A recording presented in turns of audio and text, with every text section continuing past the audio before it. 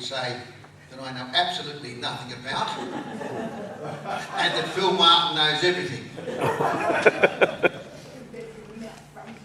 He's better put Phil out the front, that's right. No, he's so wise he'll never come out the front. If you mention the word wisdom, what do you think of? Wisdom. What comes to your mind? Grey hair. Grey hair. Yes, when I say wisdom, what do you think of? Old age. Old age. Dreams. Who? Dreams. Dreams. Okay. Yes. And in the young ones, what do you think of when you hear wisdom? I said grey hair. Mr. Mate, what do you think of? Busted. Mr. Mate. That's right, he's so young he can't even think. That's terrific. You know, wisdom. We all want it. We all would like to have it. And when we do see it, and we see wise decisions, we appreciate it. Before we go on, let us pray. Dear Lord God, Heavenly Father, we thank you, Lord, for the opportunity of gathering here today, that we're able to open your word, to listen to you, and so that, Lord, we may learn to become more like you, and that we may bring honour and glory to your name. This we ask in Jesus' name. Amen. The Bible in Job 28:28, we'll have a look at the next slide, says, the fear of the Lord, that's wisdom. And what the word there, fear, doesn't mean what happens to me every time I look in the mirror, scared or anything like that. Fear means love there, the love of the Lord, the knowledge, the knowing. The knowing of the Lord is wisdom. And it's one thing to have wisdom. It's another to have understanding. You see, you could have a very, very wise judge who is absolutely hopeless at life. They have the intellect. They have the ability. When I was on a bit of a uni course up in Darwin a couple of months ago, this sort of discussion came up about the difference, which is better, wisdom or understanding. And they all came from the point of view that wisdom was the pinnacle, the ultimate. I came from a biblical perspective and says, no, well, it talks about understanding. You can be wise, but and then, they became sort of semantic arguments, but you can see what the Bible's saying here. People may know God. We know God. And therefore we are wise. But do we put that wisdom into practice by showing that we understand what it is to run, to shun evil? We may be wise. We may be in God's hands. But are there things that happen in our lives that we just basically fall into being because that's what the world's doing, it's what we've been doing, and it's what we thought we would need to expect to do? For instance, gambling. We would know that gambling is not a wise thing to do. You just lose your money on a simple intellectual plane. Gambling is a nonsense because it's a waste of money, it's a waste of time. But there are all sorts of forms of gambling, and the question is raffle tickets and so on. Where does that fit in to avoid it and so on? These are the things that come out in our lives that we need to know and put into practice. Our relationships with other people.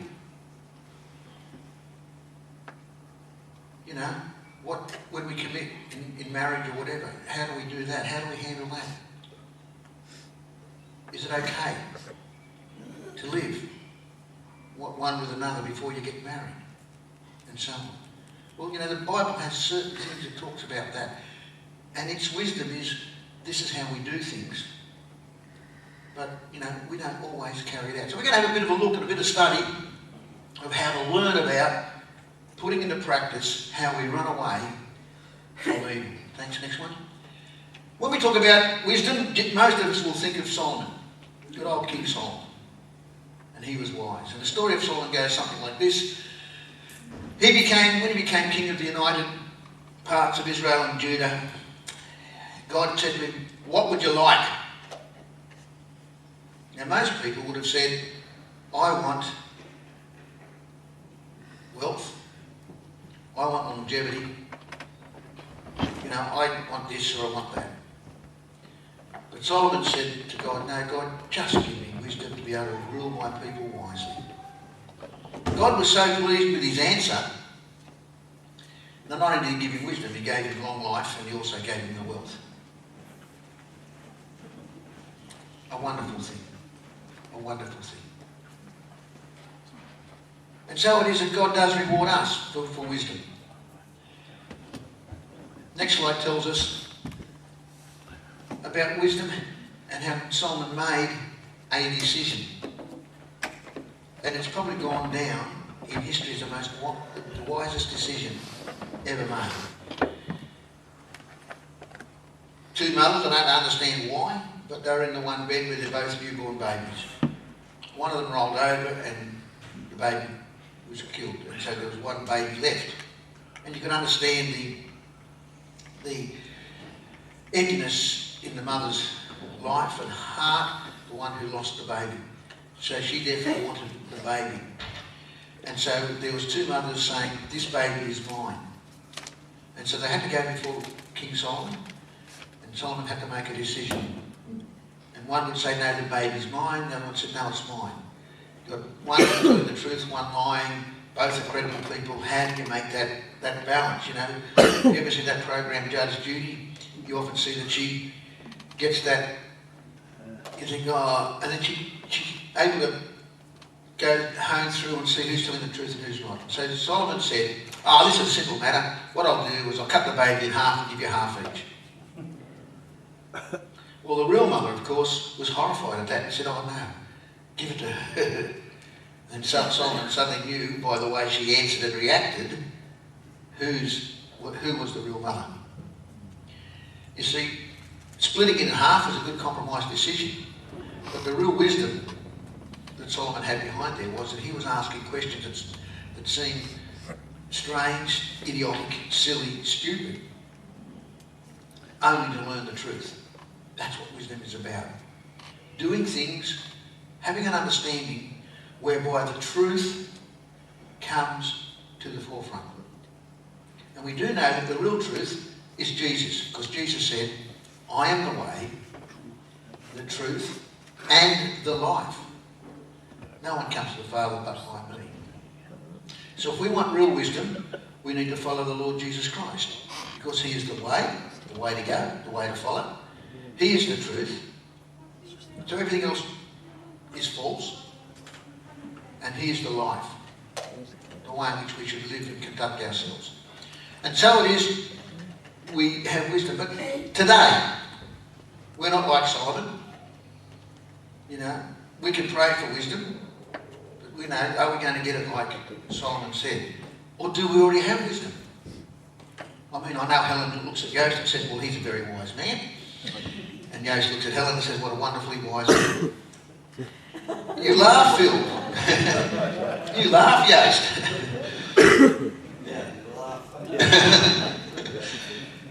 How do we get it? Are we wise? Well, let's have a look at what the Bible says about wisdom. And how do we get it? And how do we use it? Do we have wisdom? Why?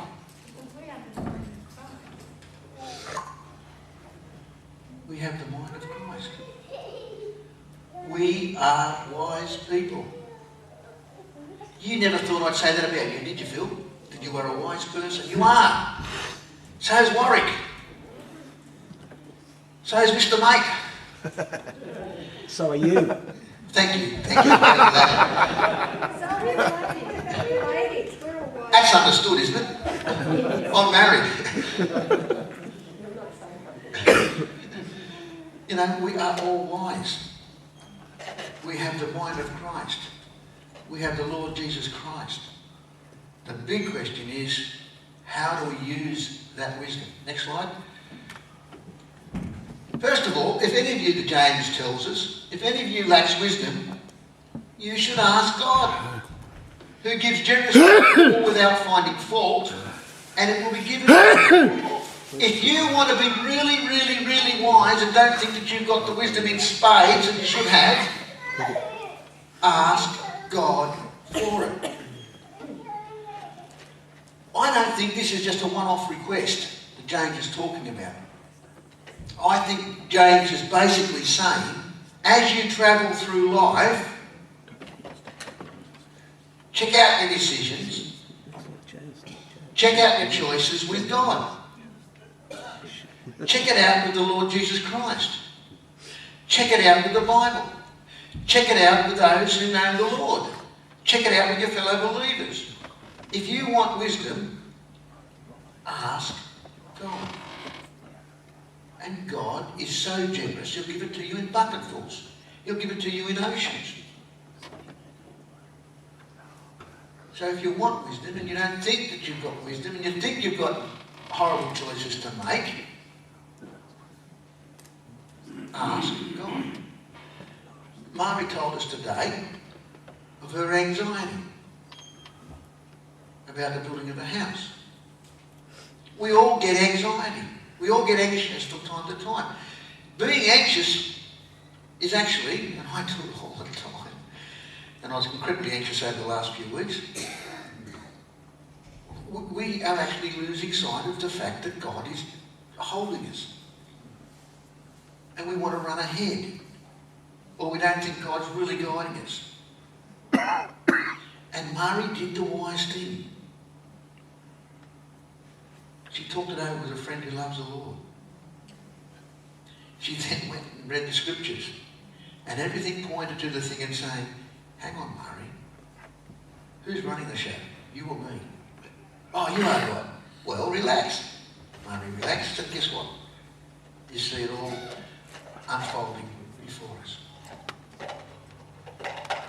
I look at the growth of the church. We can look here at our numbers here and we say, we've been bigger at times, we've been smaller, we've been bigger. Oh, has God forgotten us? What's He doing?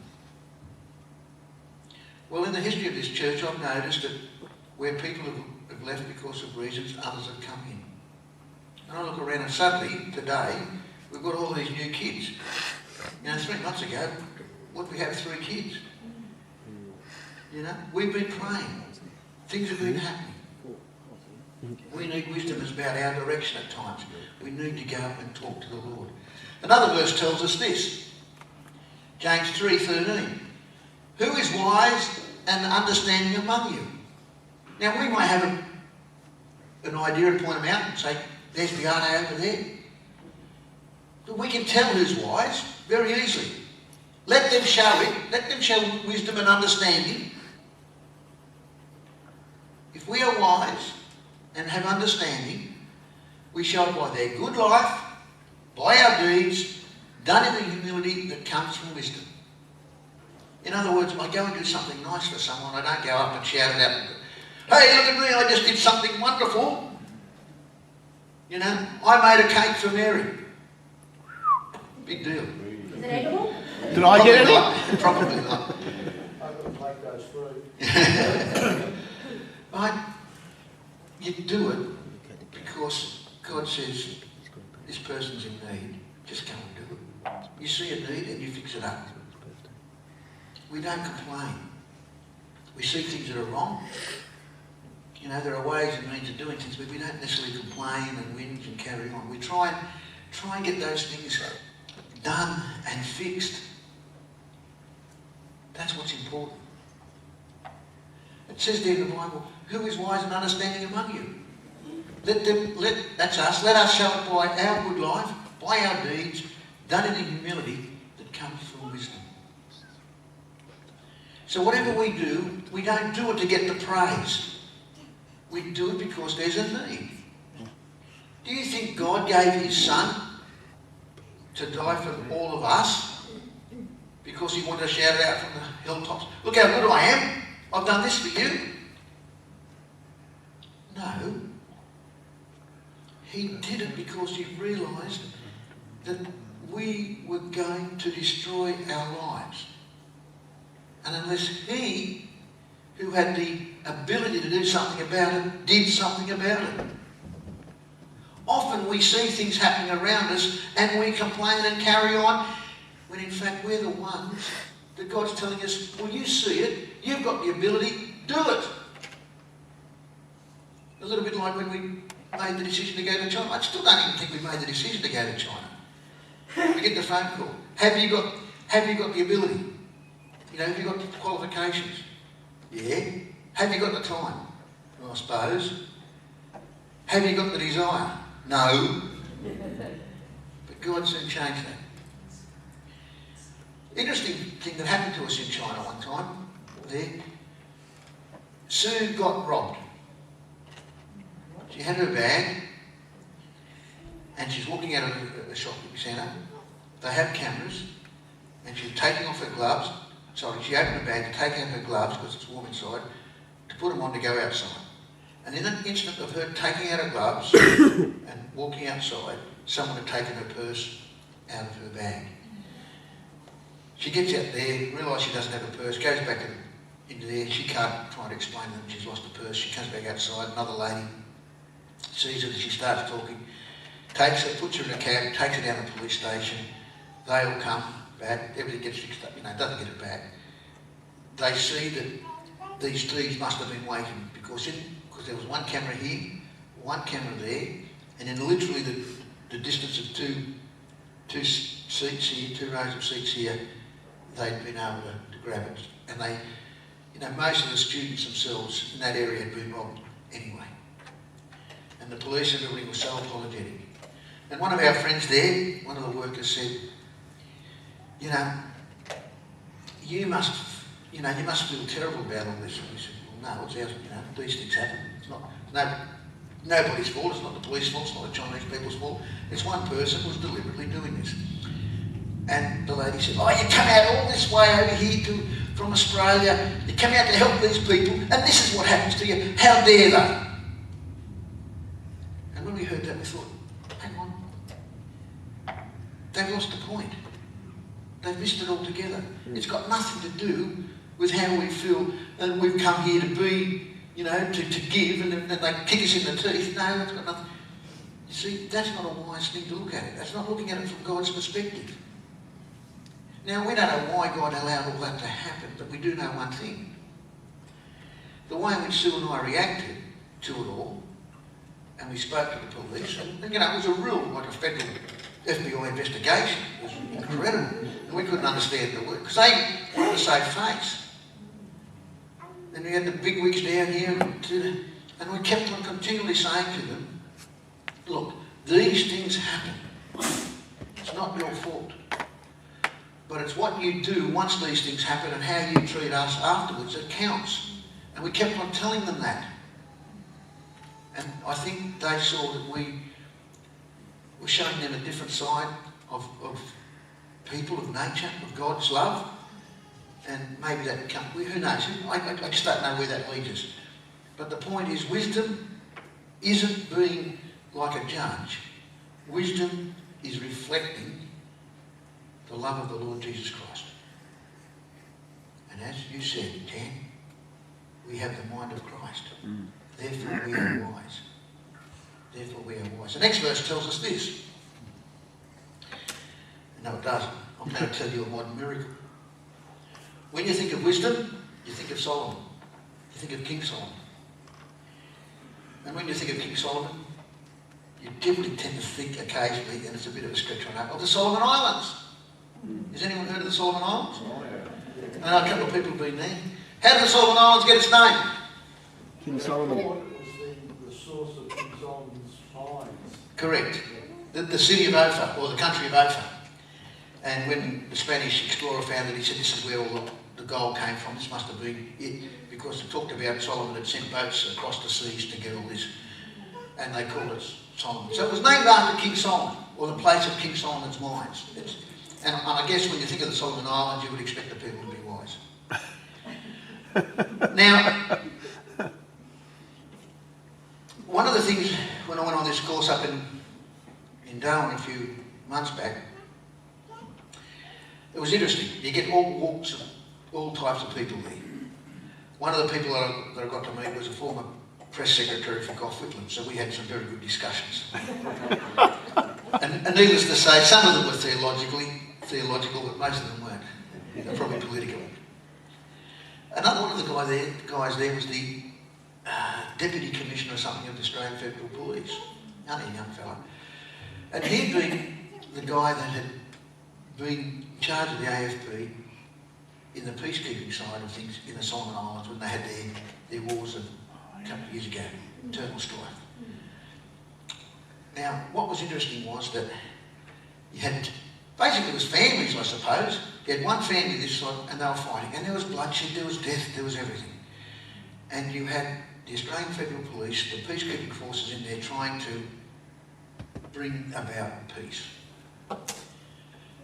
You had sitting off the Solomon Islands on battleships or aircraft carriers, the United Nations forces, which were probably the Americans and the Australians and some of the others, who had the aircraft there, and they were ready because it looked like they weren't going to do anything, and all the women were being, mutilated, and there was absolute massacres going on, and they were ready to come in at any time and bomb the lot. You may not hear that, but that's what this guy tells us. But he made friends with both sides because they were families, and he said they were good people. And I think Alan and Ruth can testify to all this. And he knew them, and they were good friends. And so he said, look, you've got to come together and you've got to make peace. Now remembering, it was a bit like this. If you had Hank and Warwick, and Warwick had just killed Murray, and Hank had just killed Kay, and they were there to meet, and they were to make peace. I don't know if it was you, I'd find that very difficult. Very, very difficult. So that's the extent of what was happening in the Solomon Islands at the time. And this young fella was in charge of bringing them all together in a room, mediating and doing it. Now, I don't know if this guy was a Christian or not, but I suspected he was in the conversations I had, but he was a real, typical Australian, rough about bloke, and a really good bloke to know. He was a typical Aussie. And he went walking by and he saw a church. And coming out of the church was a pastor. And he said, I need to do something about this. And he said, excuse me, Pastor, have you got a Bible I can borrow? And he said, yeah, sure. And I don't think the pastor knew what the guy was doing, so he gave him a Bible. It was a King James version. And he went home that night and he was quite there, and he was sort of saying, I've got all, if this doesn't work, annihilation is about to occur. What are we going to do? And he said, God, show me, do something. Now, if this guy wasn't a Christian, he still turned to God and said, God, do something. So he had a background, he had a knowledge of God. You see what Job said? The fear or the knowledge of God is wisdom. To depart from evil is understanding. And so he got there and he just opened up his Bible, and believe it or not, it turns to the Song of Solomon. And he started reading it. He said, I'll go in and talk to him about that. So he went in there to these warring factions. He got the Bible. He put it out in front of them. Now this is a true story. You won't read it in the newspapers, but it is a true story. He put it in the middle and said to them, right, you people have come here. He told them nothing about the aircraft carriers. And he said, you've got to make peace. So I don't know how you're going to do it, you've got to make peace. But let me tell you something, he said, you and this country is named after King Solomon. Now King Solomon is reportedly to be the wisest man that ever lived. You people are supposed to be wise. King Solomon, and he picked up the book and said, King Solomon is out of the Bible. Most of you people in this place have been taught the Bible. Most of you know what it means, and most of you know what it understands. Bible talks about peace. Now, I want you, in the wisdom of Solomon, to sort this out. And he said, Len, I sat back. I said, I didn't know what was going to happen. And they talked, they discussed, and it dragged on into the wee hours of the morning. And he said, Len, but they worked it out. They put down all their weapons, all their guns, and they walked away. They walked away united. He said, I don't know how they did that, Len, because, as I said, Warwick and Hank, you know, they killed each other's wives, and their daughters and their kids and so on, and yet they did. And that peace today is still going on. So, when we talk about wisdom, we talk about, in our lives, acknowledging the Lord Jesus Christ, knowing God. And when we talk about wisdom, we talk about showing that we understand what wisdom is, showing that we understand what God has done for us, showing that what we understand what we need to be doing for others by the way in which we live our life, in humility. Shunning evil. And evil isn't just.